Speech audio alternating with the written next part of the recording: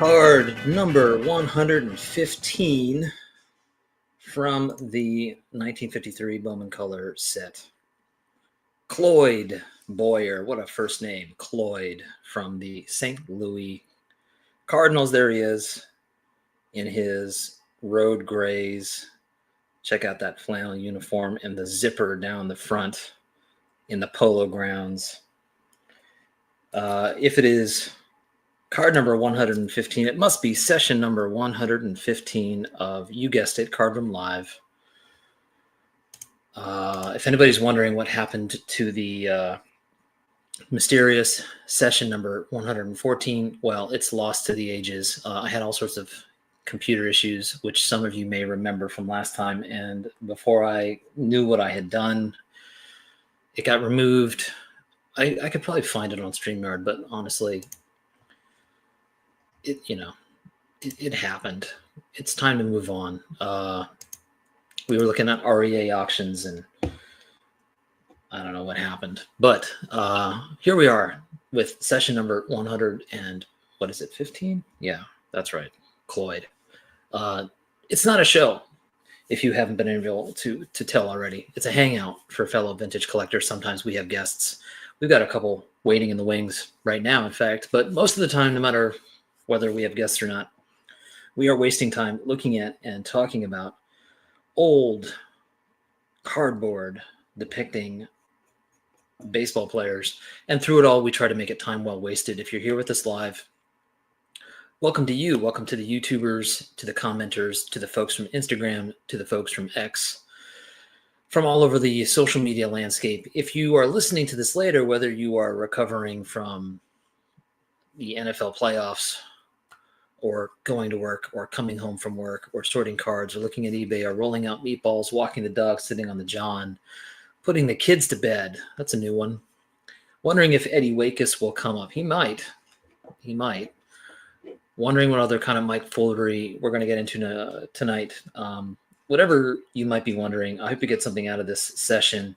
If you're interested in discussing future ideas or just connecting, you can get in touch with me by emailing me at bowman53channel@gmail.com. You can also find me on Instagram, Bowman53_Alex, on X, 1953 Bowman Color. And of course, all of that information can be found in the description below. This session of Card Room Live is brought to you by Red Heart Dog Food. Stan the Man says you should feed your dog Red Heart, the big league of dog food available in beef, liver, and fish flavors. As Mookie likes to say, choosy dogs choose Card Room Live, and they also like Red Heart Dog Food. And Stan the Man says you should do it, so you should probably do it. So good evening, and go Birds, and happy Sunday night to everybody.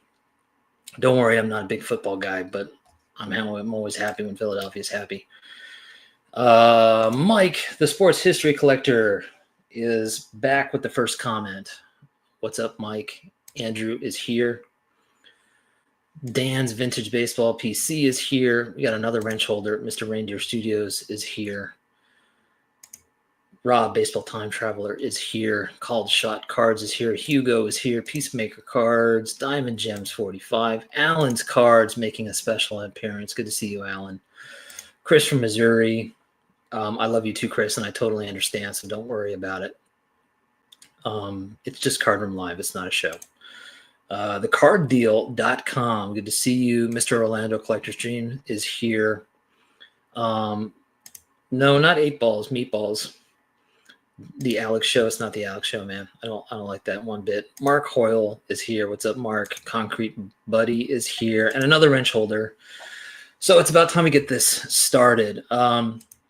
I figured I should probably stop being lazy and reach out into the community and see if I can get some folks to jump on. And I reached out to some folks that are ready to hop on.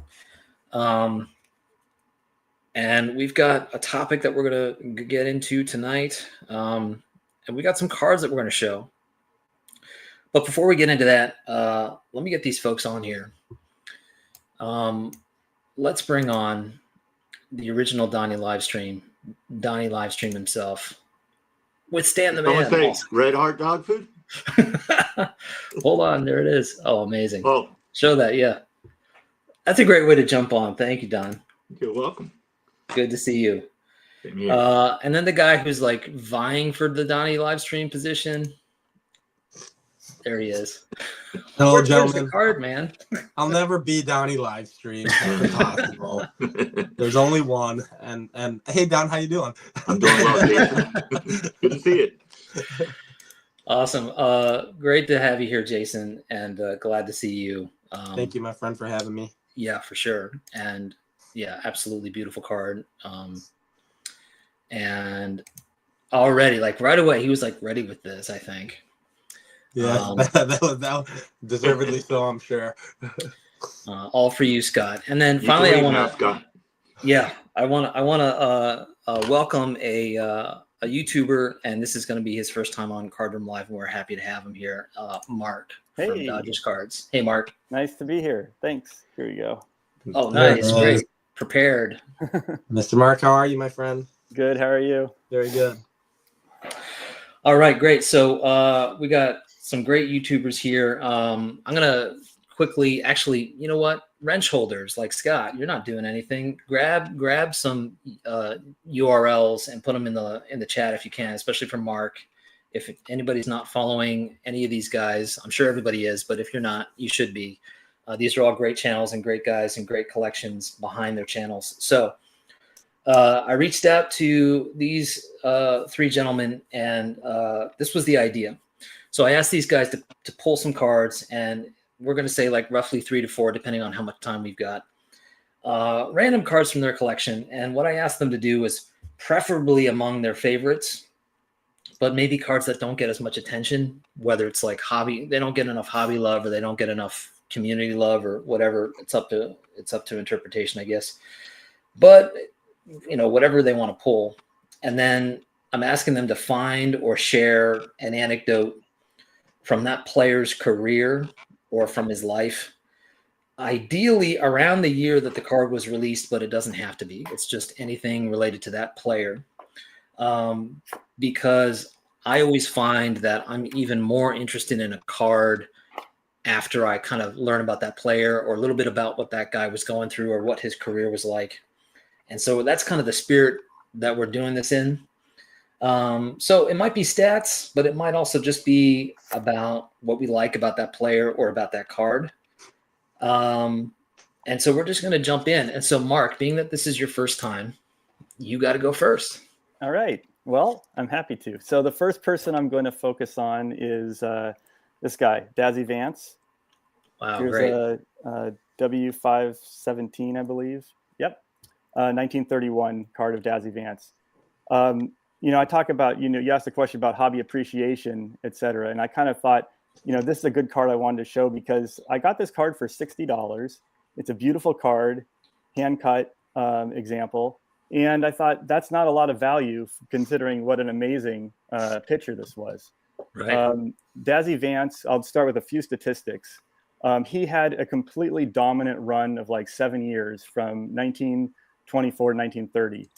During that time, I'm not a big advanced stats guy, but I'm just going to say he had averaged a 7 WAR and had 2 seasons above 10 WAR, which is something that Pedro Martinez didn't do, Warren Spahn didn't do, Nolan Ryan didn't do, Three Finger Brown didn't do. Totally dominant, kind of almost rivals the span that Koufax had in terms of WAR, at least. He won the pitching Triple Crown and the MVP in 1924. And he was the top pitcher in the MVP voting the next year in 1925 also. He had 7 consecutive strikeout titles for the National League, which is the most in a National League still, I believe. So really great career. Few interesting things about Dazzy Vance. He came up in the teens, but had arm injuries and didn't really do much and kind of like bounced around. And then he came onto the Dodgers and his run started when he was 31. And so like all of this dominance that his dominant period was all in the latter half of what most people's careers would be. Right. he had a great fastball and actually like a really great curveball. And there's actually a card from 1935 that is just of his curveball and like how he throws his curveball. It's kind of pretty cool card. That's one I got away in an auction I was trying for the other day. Let's see a few other things. Yeah, his 1924 season was incredible. Brooklyn finished second in the pennant that year, so they lost out to the Giants by 1.5 games. But he won, I think, 15 straight games during that run, which is pretty awesome. In 1925, he pitched a no-hitter, and it was almost a perfect game, except he walked the first batter. And so the rest so then he went on and did pretty good after that.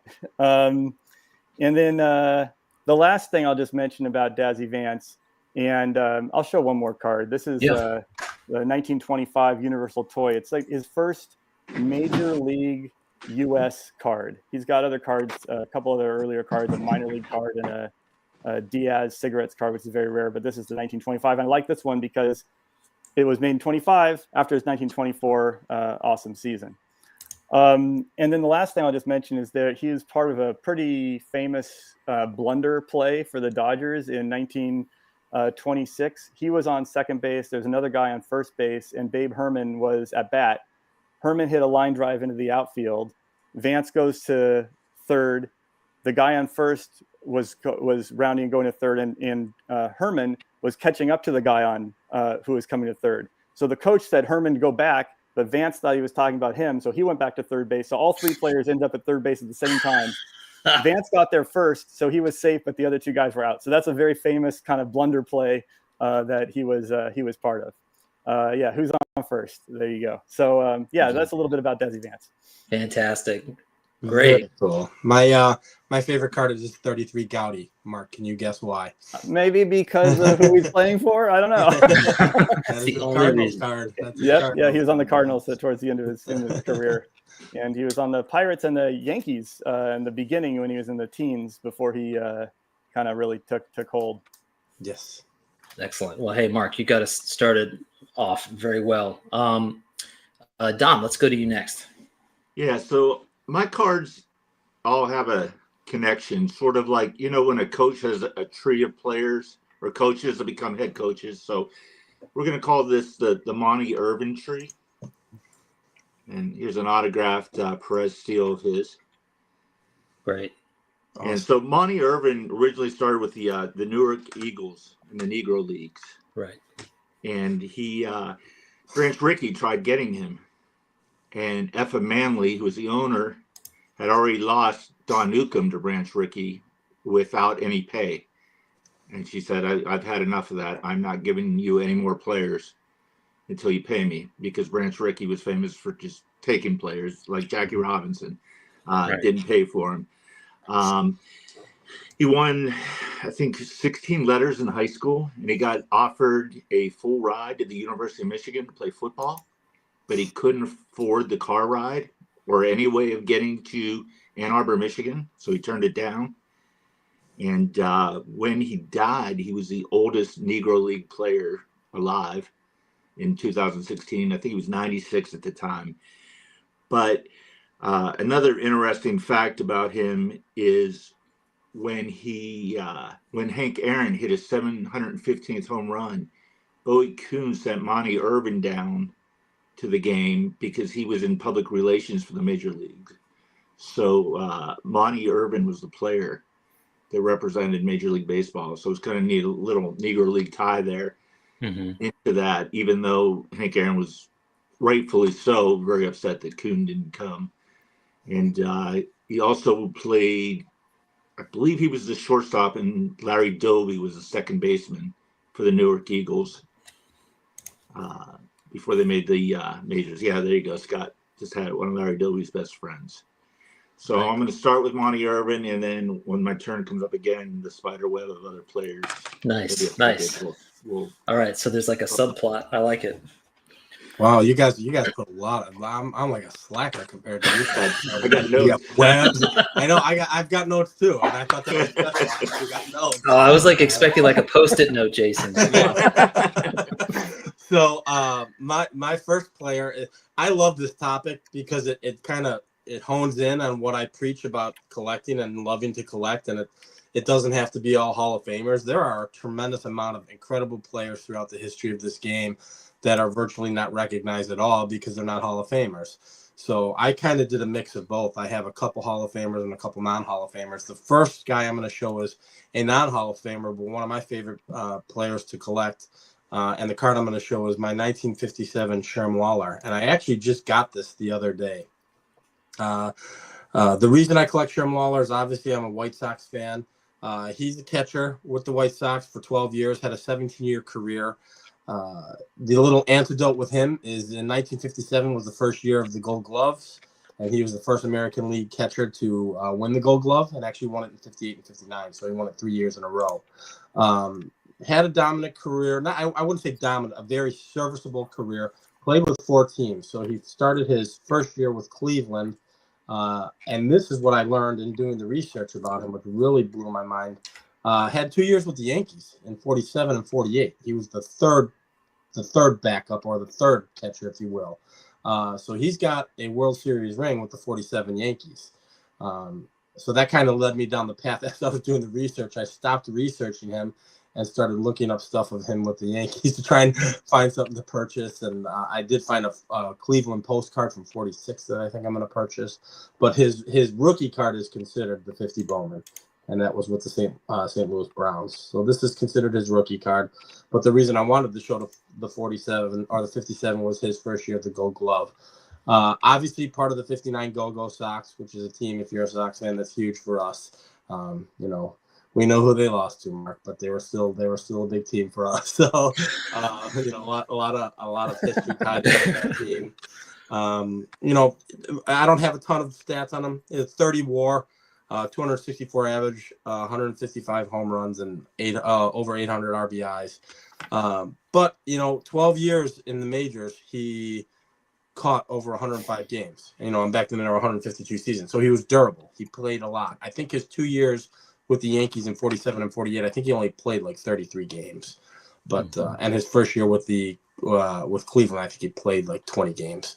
But again, and I've got a bunch of his cards. I've got 58.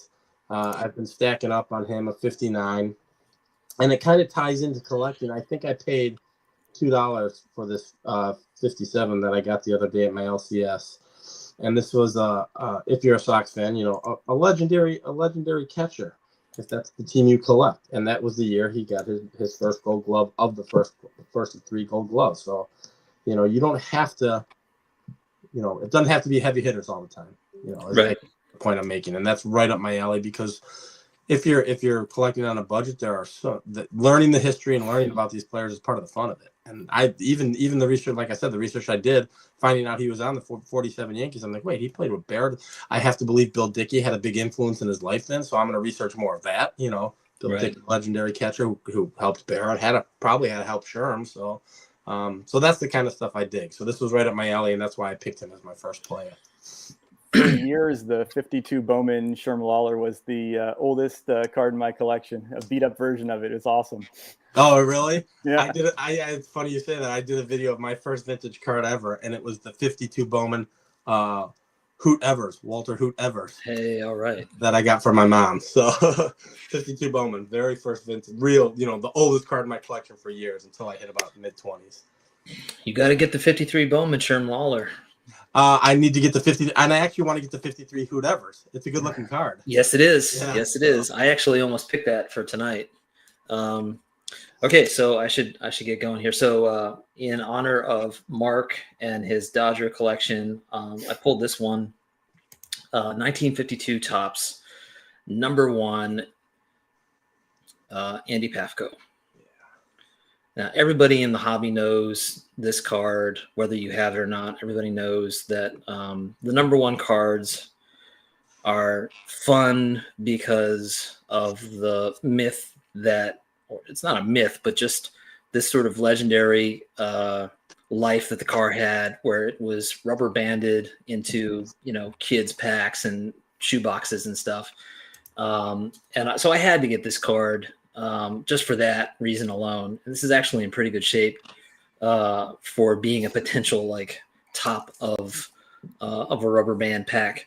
But I also got this card because, as a lot of folks know, I'm a big fan of learning about the shot heard around the world. Of course, Andypfco was a part of that. So I pulled some information about like leading up to Pafko's career with the Dodgers and what happened on the day that Bobby Thompson hit that home run. So I'm just going to read this from the Sabre article I found.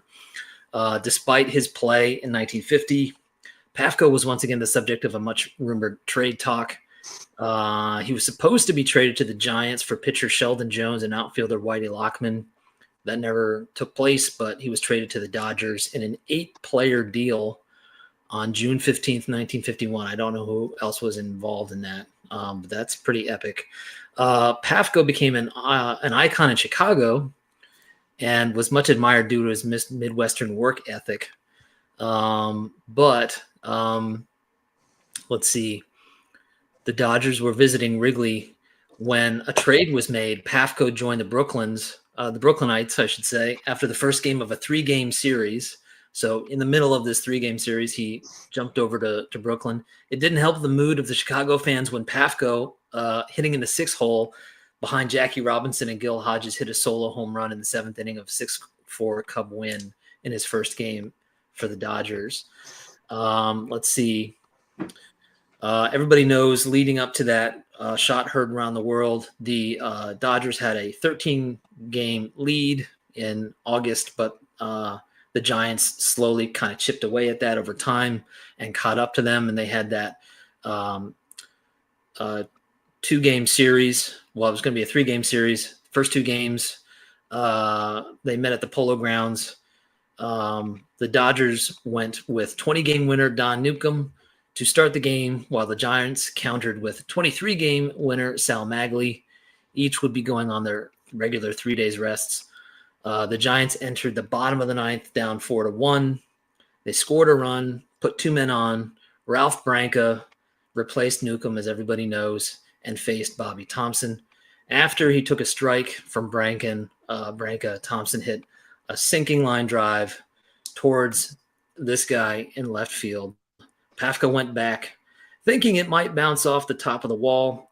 Instead, the ball cleared the fence for a 3-run homer, and the rest is history. And I just want to mention, of course, this story is all over the place and has been for many years. I don't know how many people are aware of this book, though. It's actually a novella that's pulled out of a larger book, and it's called Pafko at the Wall. And then you can see the subheading there, the shot heard around the world. And you can see the shot of Pafko there at the bottom, written by Don DeLillo. So you can easily find this book on Amazon or eBay or anywhere at this point. It's been published for 30 plus years or so at this point. Like I said, it's part of it's a smaller part of a larger story, but this part sort of dramatizes that day. And the people in the stands and what was going on at the time. So there you have it, Andypfco. Very cool. That is cool. Do you have the Andypfco, Mark? I do not have that card. No, I don't. Okay. It's on my list, my very long list, the never-ending list. All right, Mark, back to you. All right. Well, on that uplifting for Dodgers note. Yeah, right. We'll go to my next one is I feel underappreciated among Dodger fans is an older player, one that I collect a lot of, and that's Zach Wheat. Oh, yeah.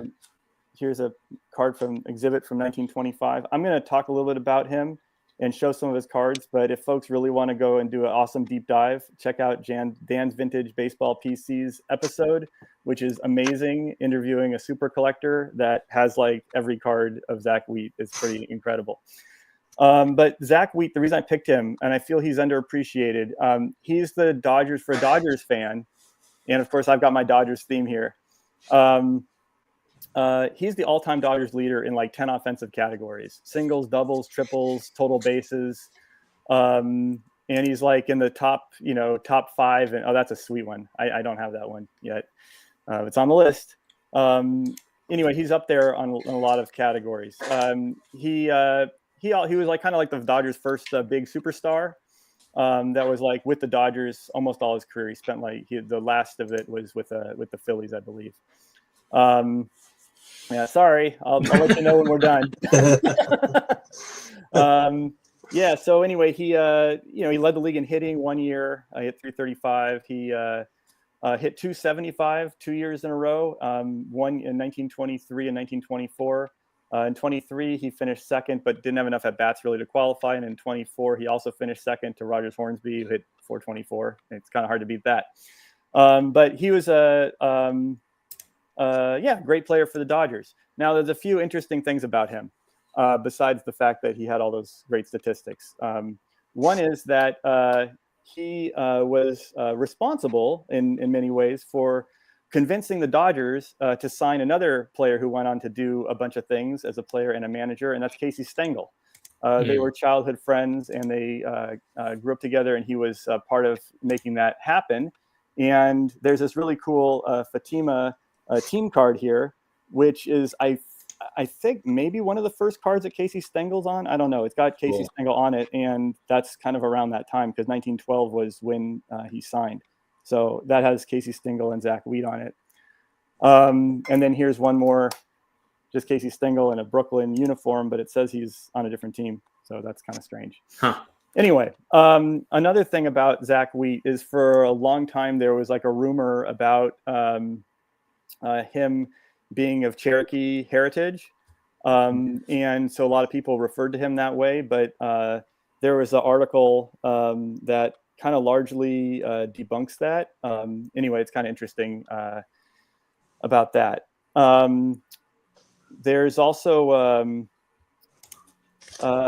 let's see, there was tension between him and his manager, William Robinson. And here's Robinson here. Robinson thought that Zach Wheat was sort of after his job. And so there was a lot of tension between them. And at one point, he actually was made manager for like 2 weeks. And the person who was the president of the team died after 2 weeks. And then Robinson was put back as manager. So that tension lasted quite a long time. And then the last thing I want to mention about Zach Wheat that's really kind of interesting is that he was really quite a negotiator on salary. His wife was actually his kind of de facto manager, and he raised cattle on the side as a side job, and he was profitable. And so she was always like telling him to hold out to get more money playing baseball, and he had the credible threat that he would just go and do his other job if he didn't get paid. So every year he would hold out, and then he'd get paid more money. And so he kind of had a good agent who also happened to be his wife. So that's Zach Wheat and a few things about him and some of my cards. Very cool. Very Fantastic. cool. Thank you, Mark. Real quick, I think this has already been taken care of by our wrench holders, but we had this really important question. If any of us work full time, we all work full time at entertaining you, Ahmed. So I hope you're not on Sunday nights. I don't yeah. No, this is my full-time job. I come on to Alex's show every Sunday. It pays well, right? Right. It got my 2 girls through college, and Excellent. Don, take it away. Yeah. So the next one I have is Hank Thompson. Oh, nice. 1966. So Hank is known for a lot of first. He is the first black player to ever play for the St. Louis Browns on July 17th, 1947. A few days later, another black man, Willard Brown, made his debut, and that was the first game where 2 black players were in the same lineup in the major leagues. The first time he played against Larry Doby was the first time the 2 black guys faced each other. He is also the first black player to play in both the National and American League. the first black player to face a black pitcher, which was Don Newcomb. And he was in the outfield with Willie Mays, Monty Irving, there's the connection, and himself was the first black outfield. And then he has the distinction of being the first black guy to debut with two teams. He did it, as I mentioned, with the Browns, but he also was the first black player to do it for the New York Giants. But he wasn't the only one. Monty Irving, the same game, was also the first black player. So two guys in one game.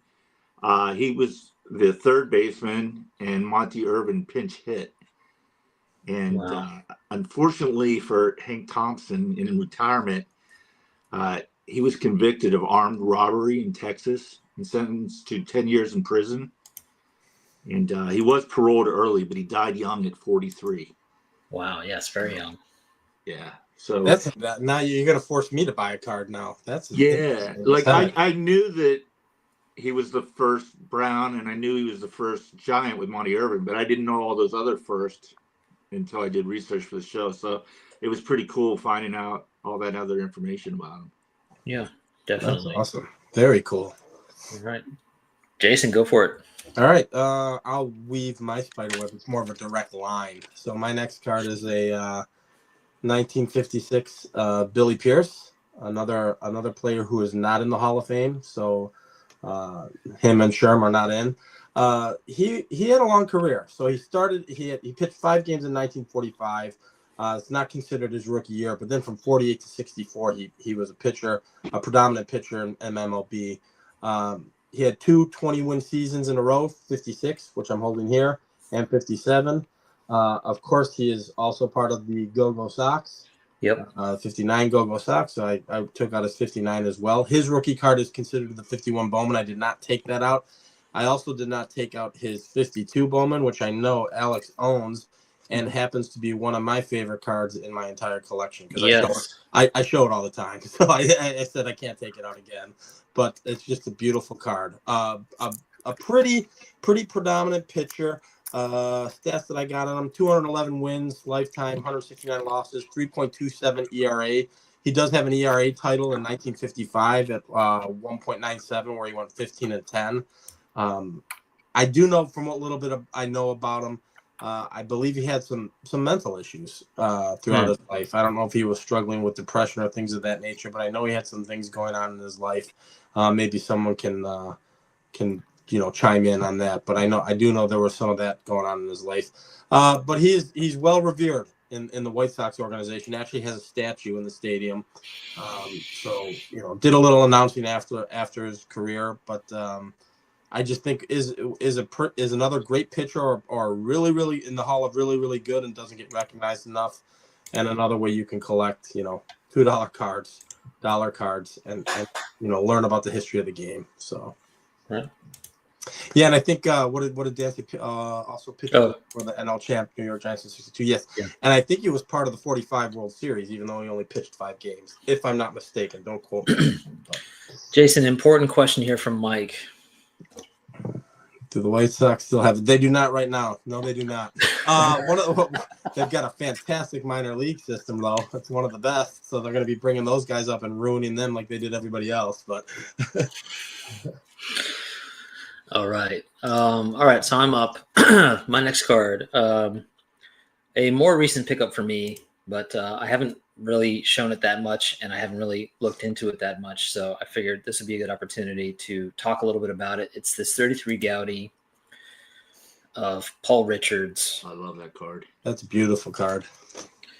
Yeah, and to be honest, I really got it because I like the look of the card, and it's, catcher cards are always fun, and this is a particularly beautiful one, and it's just cool to see the equipment and the fact that he's not posing for playing the game. He's just in the process of maybe suiting up or taking stuff off after a practice or the game or whatever. But I just like this card. And of course I know Paul Richards. He's predominantly known as a manager, but let me read a little bit about Paul Richards' career around 1933.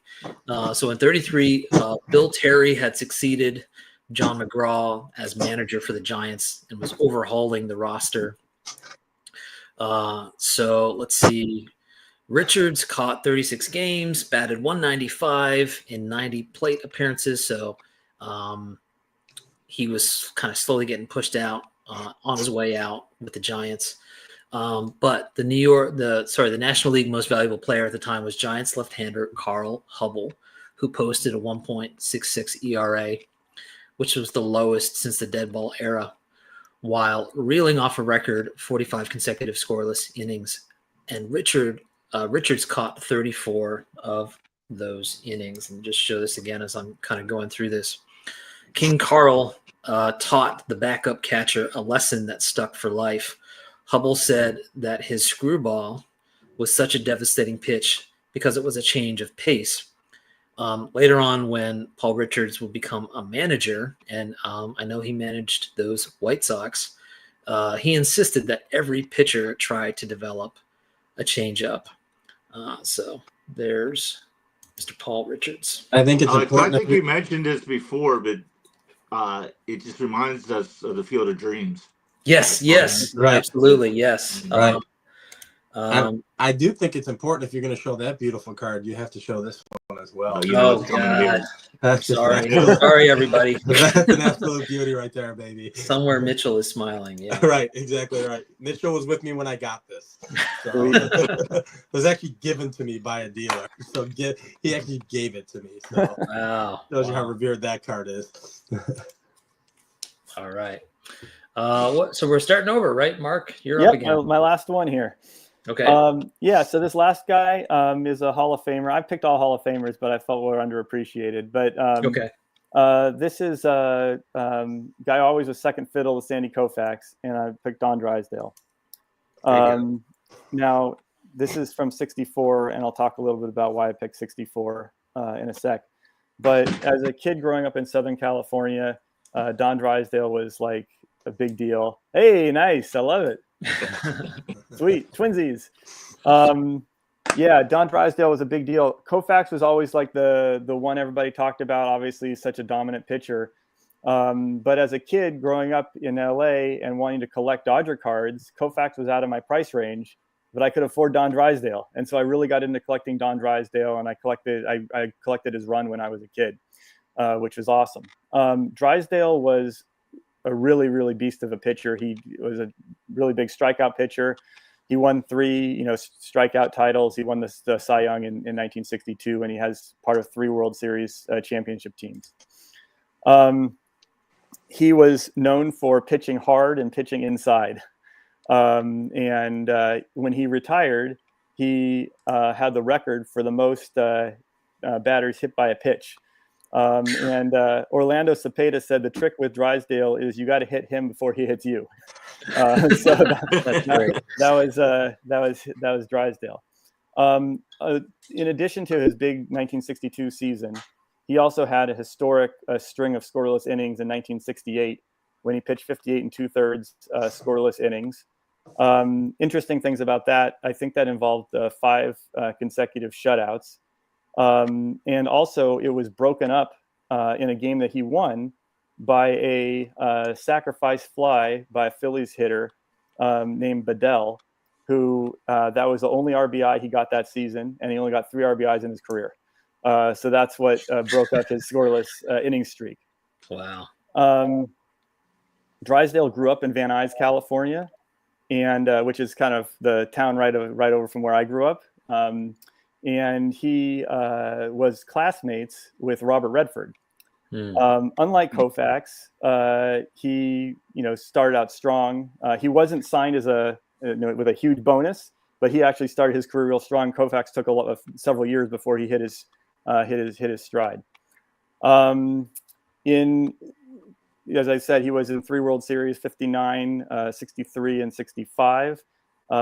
In 63, the reason I showed the 64 card, because 64 documents what happened in 63. He pitched a 1-0 shutout in the World Series in the one game that he pitched. In 1965, though, he was the pitcher who was selected to pitch the game when Koufax didn't pitch because of Yom Kippur. And he was totally shellacked. He allowed 7 runs in 2 2/3 innings. And when they came to take him out, he said, "Hey, Skip, I bet you wish I was Jewish tonight." That's awesome. In 1966, Koufax and Drysdale both held out to try and get paid what they were worth. They were trying to get $500,000 for 3 years each, which in today's money just sounds silly, but that's what they were trying for. They ended up ending their holdout with Drysdale getting 110 for 1 year and Koufax getting 125. But at the time, they were the first two pitchers to make over $100,000 in a year. Let's see.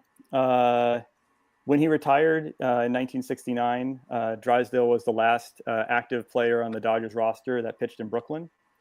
And then the last thing to note about Drysdale, he was an absolutely terrific hitter for a pitcher. He hit 7 home runs twice in a season. I think he had 29 home runs in his career. And he actually was put in as a pinch hitter on occasion, including in the 1965 World Series, but he didn't get any hits in any of his World Series at-bats. So anyway, that's a little bit about Don Drysdale. Fantastic. I have to share this comment from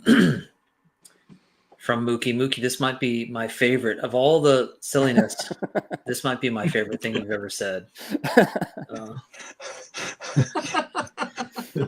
Here he is. There's the appearance.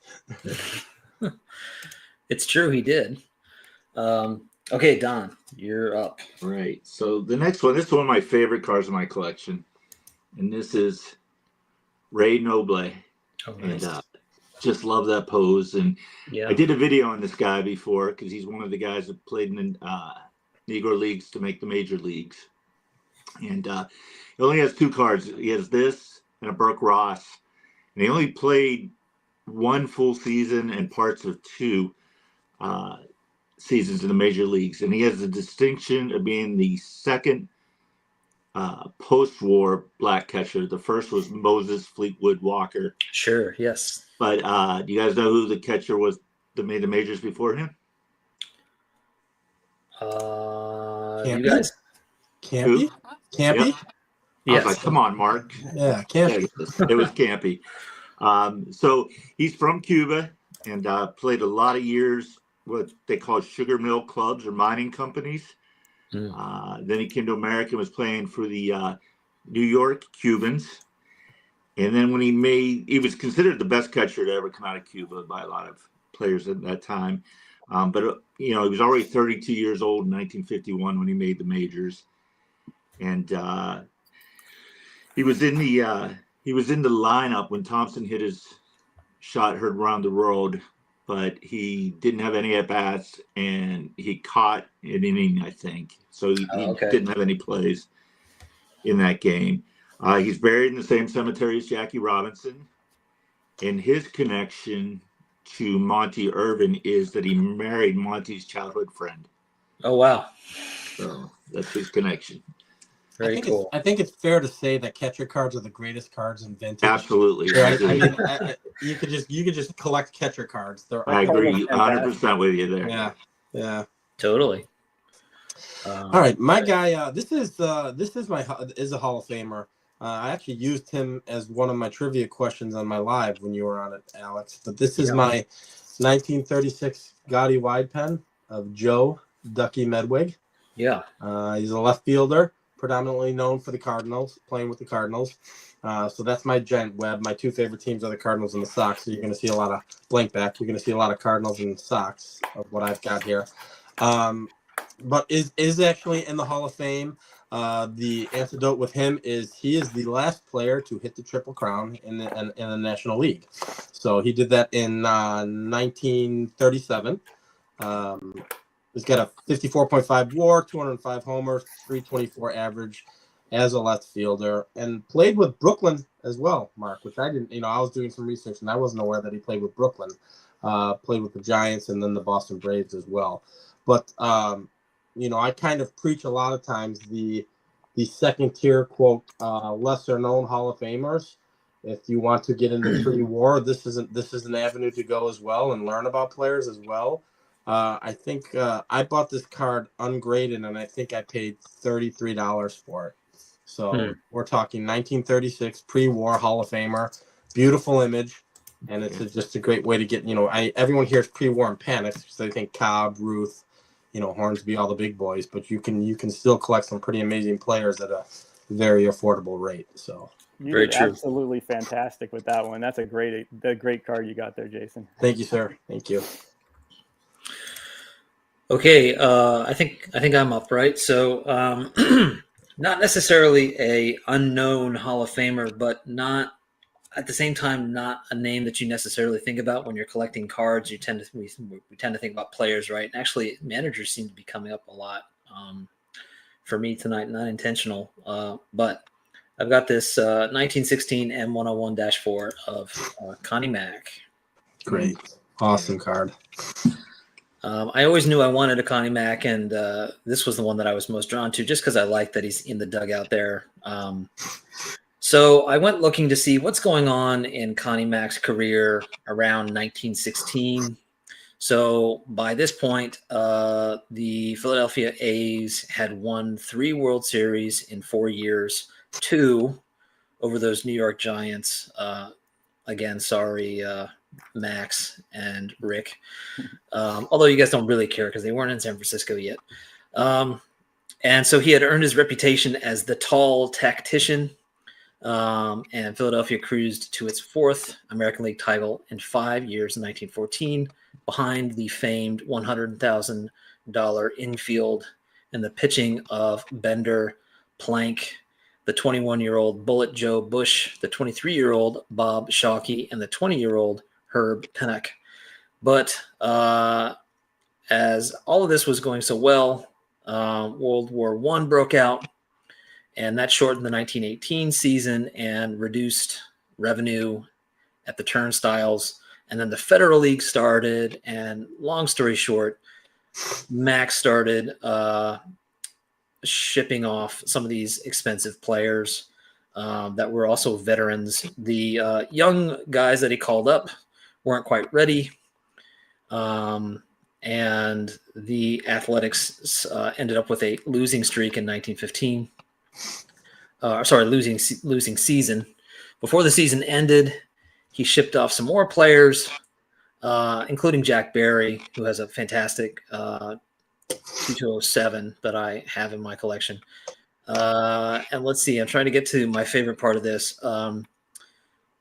The Athletics placed last for 7 straight seasons following the final 5 of the dead ball era. In 1919, the Athletics finished 52 games back, and the crosstown rival Phillies finished 47 and a half back in the National League in a dismal baseball year for the city of brotherly love. I just love that so much, especially because the Eagles are in the Super Bowl now, right? So that's my Connie Mack card. Very cool. All right, guys, we got 10 minutes. Any sort of lightning round cards? I got one more player. Oh, you do? Go ahead. Go for it. Okay, so we're going to go with Larry Doby. Yes. And here's a shout out to Stooks. Yeah, awesome. So Larry Doby's connection to Monty Irving is he played with him for the Newark Eagles. They were the second base and shortstop combination. They won the 1946 Negro League World Series. And here's a quote from Doby recalling a game against the Homestead Grays with catcher Josh Gibson and pitcher Ray Brown. My first time up, Josh said, "We're going to find out if you can hit a fastball." I singled. Next time up, Josh said, "We're going to find out if you can hit a curveball." I singled. Third time up, Josh said, "We're going to find out how you do after you're knocked down." I popped up the first time after they knocked me down. The second time I singled. Amazing. So the story goes to his first practice, I guess, in the major leagues, and Reindeer Studios might correct me, but no one was talking to him or would give him any attention. And he was out in the outfield, and Joe Gordon was the second baseman. The ball got thrown over, and this guy here picked up the ball and said, "Hey, Larry, let's have a catch." And so he broke the tension, and Nice. was the first guy to have a catch with him. But there is a little trivia thing. So here. Larry Doby went by another name for a while in the Negro Leagues and said Doby joined the Eagles in 1942 at the age of 17 for $300. The contract stated Doby would play until September when he would start classes at college because he played college basketball at Long Island University. To protect his amateur status, he signed using the alias Blank, and local reporters were told he originated from Los Angeles, California. The name is the name of a Hall of Famer. You guys, it's Mookie gave it away. Is it Larry Walker? Larry Walker. Mookie knew. I won't stay claim. I figured someone would know, but I thought maybe Reindeer might know that. Oh, he knew that. He was just being shy. Scott knows everything. He was letting Mookie have one. Yeah, he wanted. And what I didn't know after doing some research in here that he is the first black guy to hit a home run in a World Series, which makes sense. Oh, wow. In 48. Yeah. How about that? So I love that's all how I got with that. But they all had a connection to Doby somehow. Or I mean Monty Irving. Monty Irving, yeah. That's good stuff. I do have one, Alex, that I switched it up. I just got this yesterday. And I was stunned at how inexpensive it was that, we talk about guys who maybe are not as well loved in the hobby or as predominantly known. And he's a Hall of Famer, and everybody knows who he is. But, the price at which I got this at, and I started looking up his cards because this is my first item of his, they're really not that expensive, and it's Johnny Mize. And I know it's the Hall of Fame postcard. They come in predominance, and I know a lot of them are signed. I left the price tag on it for a reason. I got this for $9.99. So we're talking about a Hall of Famer who played for 15 years, 359 homers, and a 312 average. Played for the Cardinals, the Giants, and the Yankees. And I can get his autograph for under $10 or $10. I just thought that was insane. So I wanted to add this. And there are cards that I always have wanted to get of his. I want his 49 Bowman. I want his 53 Topps. 52 Topps, definitely. 52 Topps, of course, with the multiple bats. But yes, I just thought getting the autograph, and I said when I purchased it, I said, "Is it authenticated?" And it's my local card shop, and he's like, "Yeah, it's got one of those janky authentications to it. It's not CSA or anything." I said, "Well, for $10, I'll take the gamble." Right. And I came home and I started looking up this exact card with the autograph, and it looks identical. I'm like, "That's crazy that you can get a Hall of Fame autograph for $10." That right. On that, now I don't know. I assume he signed a lot. I don't know enough about Johnny and how he signed, but that's crazy. So I wanted to show that as well. Sounds right. awesome. Here's a great point from Mookie. A lot of these guys that we've been showing in that era, it's always this sort of what could have been. Right. And I think he had 3 years in the war, right? I think I was in between his stint with the Cardinals and the Giants, possibly. I think he did it. His 3 years of service. Right. I got one more I'll show real quick. Yeah, go for it. This guy, Babe Herman. Now, Herman is a 324 career hitter.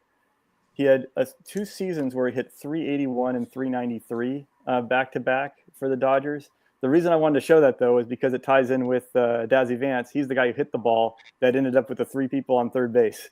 Very cool.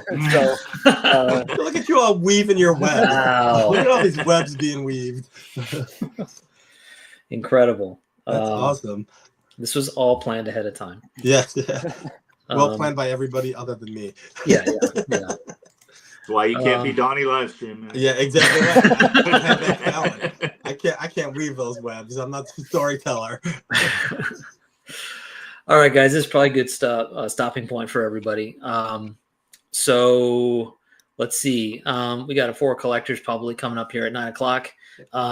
But I definitely want to say thank you to Don, Mark, and Jason. Thanks, guys, for your time and for your cards and for your knowledge and for your homework. You all did well with your research. Until next Sunday night, everybody, thanks for joining. If you like this live stream about nothing, give it a thumbs up. It does mean something. And also make sure that you are subscribing to Don and Mark and Jason. These are 3 fantastic members of our community with great channels and great cards, as you now know if you didn't already. Thanks, everybody, and have a great night. Thank Thanks, you. Alex. Thank you. Take care.